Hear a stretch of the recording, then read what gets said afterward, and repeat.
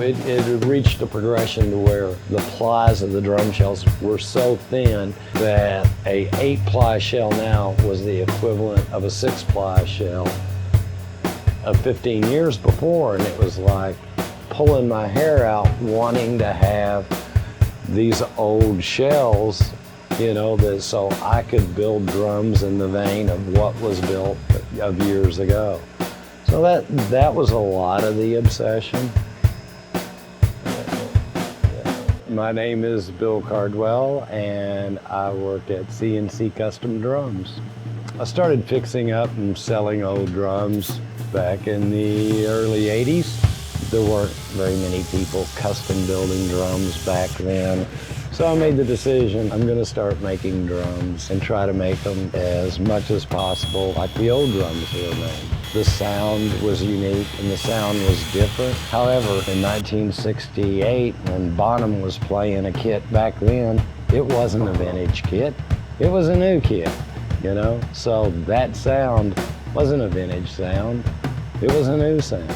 We've taken the custom aspect of C&C over to Gladstone. I wanted to build a shell that was this many plies and this thick and would do this and that and another, and there was no source to do so.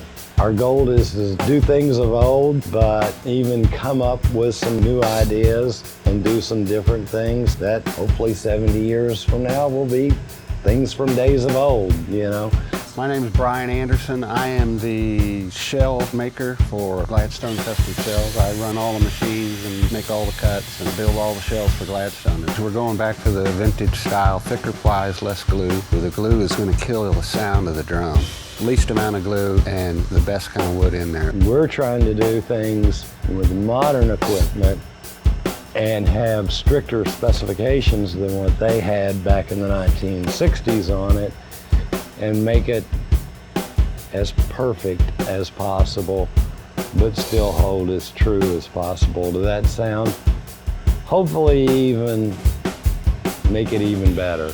With our own machines, we get to play around and try different things and see what we can come up with.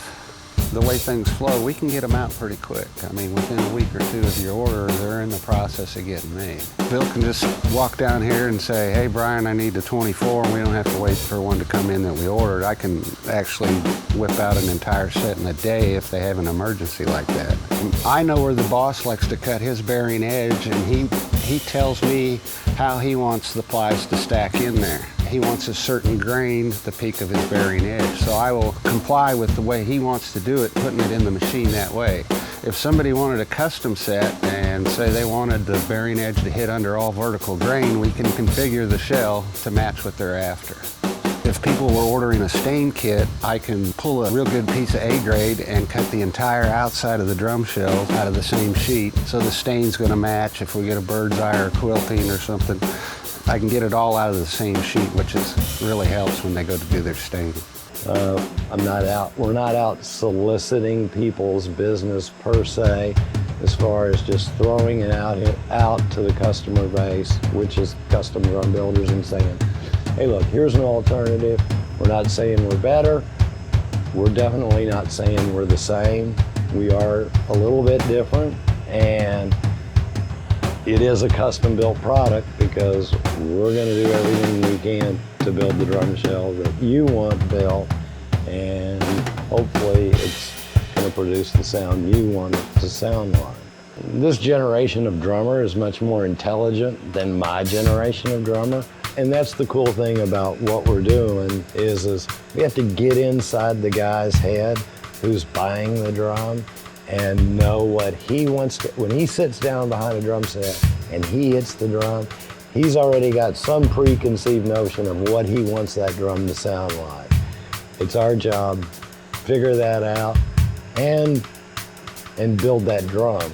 It's a whole different world in that aspect because the customer base is more knowledgeable, and a custom builder's ability to distinguish all those different sounds that you're going to get out of a vintage drum is quite a bit different than what was demanded by the drum buying public, 25 years ago.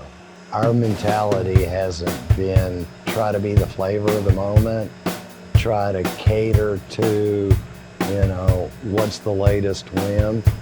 Build something of lasting value. What motivates me to come in here and build drums? Frankly, I look at the guy who is requesting the drum now and the sound that he wants that drum to be a temporary occupant of that drum.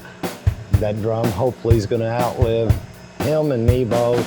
Hopefully it'll end up being just a legacy.